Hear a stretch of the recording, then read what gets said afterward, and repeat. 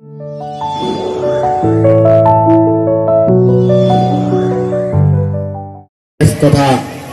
বিও ছাৰক উদযাপন সমিতি আৰু SMC টিচিং ষ্টাফৰ পৰা ছাৰক অশেষ অশেষ ধন্যবাদ দিছোঁ।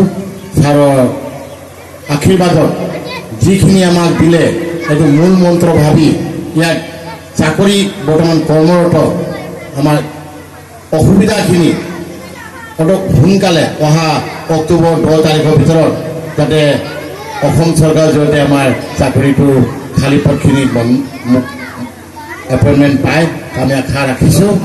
কিয়নো লগতে আমাৰ ক'বলগীয়া এইটোৱেই যে ছাৰে যিখিনি বহুমূলীয়া বক্তব্য দিলে কাৰ্যক্ষেত্ৰত কৰিব শিক্ষকজনে, তাৰপিছত অভিভাৱকজনে, তাৰপিছত ছাত্ৰজনে, আমি তিনিটা মূৰ্তিৰ আমি অধিকাৰীয়ে তিনিটা অধিকাৰ আমি কাম কৰিব লাগিব।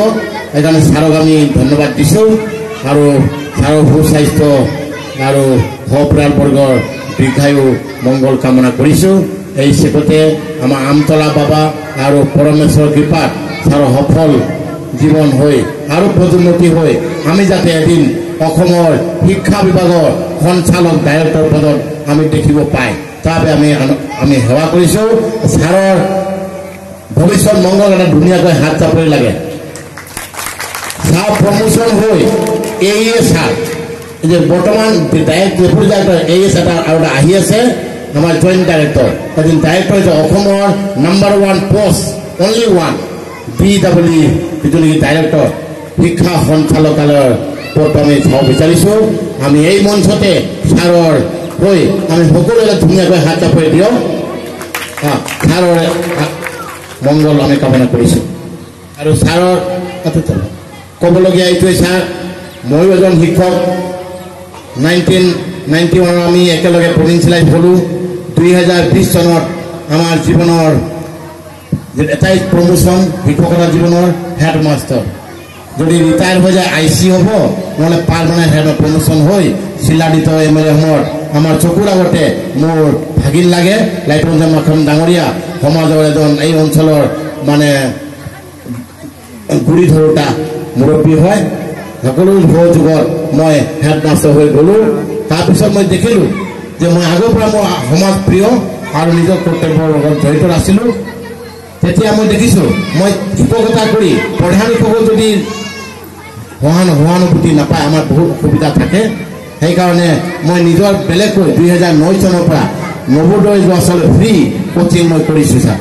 এতিয়া 52জন তাত অলৰেডি চিলেকশ্যন হৈ মই পঢ়োৱা ছাত্ৰ এতিয়ালৈকে 5জন ডক্টৰ হৈ আছে।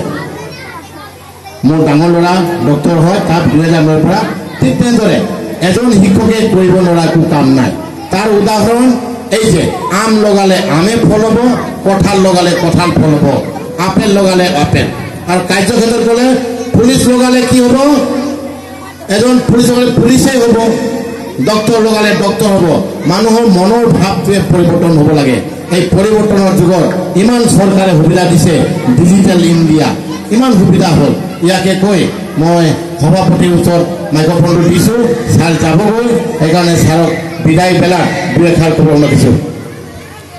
আমতলা মধ্য ইংৰাজী বিদ্যালয়ৰ 40 বৰ্ষপূৰ্তি ৰবি জয়ন্তী উদযাপনত আমাৰ হোজাই জিলাৰ সন্মানীয় IS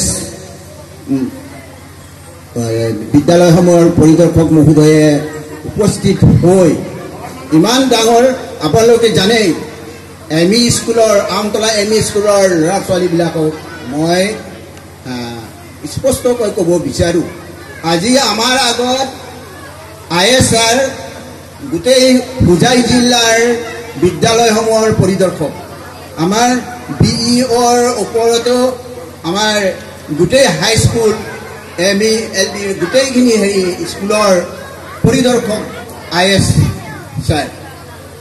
স্কুল IS বুলি কয়, স্কুল পৰিদৰ্শক ইনস্পেক্টৰ বুলি কয়। গতিকে আপোনালোকক ল'ৰা ছোৱালীবিলাকক আমতলা মধ্য ইংৰাজী বিদ্যালয়ৰ ৰবি জয়ন্তীৰ দিনা ISRে ইয়াৰ মূল্যৱান সময় অপচয় কৰি ইয়াত উপস্থিত থাকি আপোনালোকক যি পৰামৰ্শ, যি আদেশ পালন কৰিবলৈ কৈছে আপোনালোকে নেপাহৰিব। আৰু আমতলা মধ্য ইংৰাজী বিদ্যালয়ৰ প্ৰধান শিক্ষয়িত্ৰী মহোদয় আৰু সহ শিক্ষক সন্মানীয় সহ শিক্ষক সকলোৱে আমাৰ ISRে যি মূল্যৱান পৰামৰ্শ মূল্যৱান নিৰ্দেশ দি গৈছে সকলোৱে আনন্দৰে উদযাপন পালন কৰিব বুলি আমি ভাবোঁ। যি কি নহওক সদৌদগত মই পুনৰবাৰ আকৌ আমাৰ সন্মানীয় ISRক এই বিদায় মুহূৰ্তত তেখেতে অন্য এখন ঠাইলৈ প্ৰগ্ৰাম এটা আছে তালৈ যাব। গতিকে তেখেতক বিদায় দিয়াৰ আগতে আমাৰ উদযাপন সমিতি তৰফৰ পৰা তেখেতক পুনৰবাৰ আকৌ সশ্ৰদ্ধ প্ৰণাম জনাইছোঁ।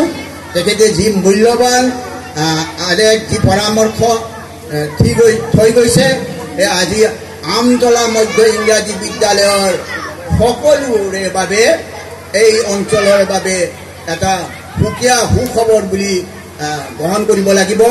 মই সভাপতি হিচাপে সকলোকে আহ্বান কৰিছোঁ যাতে ISRৰ যি উপদেশ আজি আপোনালোকৰ আগত যি উপদেশ দি গৈছে সকলোৱে তন্ন তন্নকৈ পালন কৰিব বুলি মোৰ আশা ৰাখিলোঁ। ধন্যবাদ সকলোকে ধন্যবাদ জনাই লগতে আমাৰ ISRক পুনৰবাৰ আকৌ মই সশ্ৰদ্ধ প্ৰণাম জনাই মোৰ সমূহ বক্তব্য সামৰণি মাৰিছোঁ। জয় হিন্দ। এই লক্ষ্যত লেখা হৈছে আমাৰ সনাতন সিংহ ৰিটায়াৰ্ড হিচাপে দিছে আৰু ইনাগুৰেটেড বাই ৰতন চৌহান সিহঁতক আমি উপভোগ হিচাপে আন্দোলন দি উদ্যাপন কৰি সভাপতি অনুৰাগ লগতে মোৰ বন্ধু আৰু সভাপতি চিঙাৰী বস্তি ডিপি অনুৰাগ আপুনি আহক। আৰু আমাৰ দিলমণি চাল ল'ৰা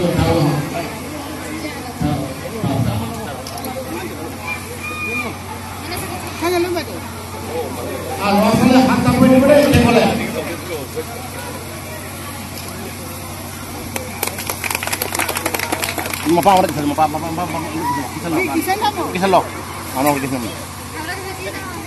এতিয়া দুই এষাৰ বহুমূলীয়া বক্তব্য দিছোঁ। মই এই স্কুলৰে ছাত্ৰ হয়। এটা ক্লেপ দিয়া এই স্কুলৰ ছাত্ৰ হৈ লাগে ন। আৰু মই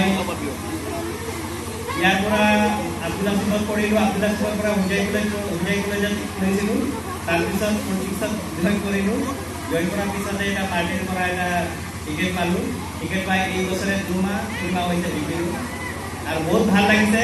আমাৰ ছাৰসকলে এতিয়াও আছে, তেওঁলোকে আমাক পঢ়াইছিলে, বাইদেউ আছে আৰু ছাৰ ৰিটায়াৰো হৈ গ'ল। তেওঁলোকৰ আশীৰ্বাদত যেনেকৈ তেওঁলোকে শিক্ষাদান কৰিছিলে আমাক সেই শিক্ষাদানত বহুত আমি শিকিব পাইছিলোঁ। আৰু আমাৰ এই ছাৰৰ পৰা বহুতে ছাৰে আমাক যেতিয়া পঢ়াইছিলে তেতিয়া প্ৰথমেই এডমিশ্যনৰ সময়ত যেতিয়া কোনে কি হ'ব তেওঁ এটা ডায়েৰী মেইনটেইন কৰিছিলে। তাতে আমি লিখি গৈছিলোঁ যে কোনে কি হ'ব, কোনে ডক্টৰ হ'ব, ইঞ্জিনিয়াৰ হ'ব। কিন্তু ছাৰৰ পৰা আমাৰ মিৰিকবস্তি পঞ্চায়তৰ পৰা যিমান ছাত্ৰ পঢ়িছে তেওঁলোকে কিবা এটা তেওঁলোকে পাইছে।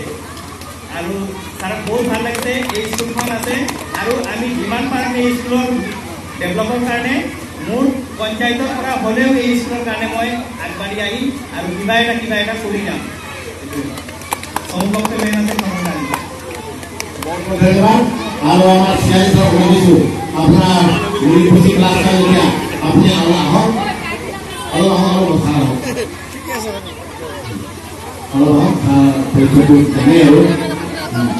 লগতে আমাৰ এছএছচিতে ভূগোল আপোনাৰ শিলচৰৰ পৰা আনন্দিত হিচাপে আমাৰ উপস্থিত আমাৰ Nilkanta Sarma sir retired headmaster তাৰে ছাৰ আহক। আৰু আমি মঞ্চত সন্মানজনক পৰিচয় দি আছোঁ। ছাৰক আমি গোটেই হাত কাপোৰ দিয়ক। আৰু বাকীটো নতুন পিছত আৰু মোৰ বন্ধু এতিয়া আমাৰ আমতলাটো এতিয়া মিৰিকবস্তিৰ লগত কাটি লৈ চিঙাৰী বস্তি জিপি হৈ গ'ল।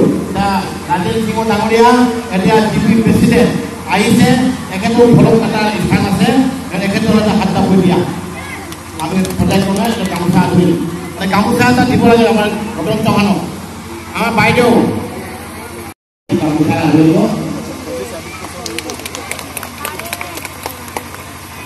ইয়াকে মই ধন্যবাদ।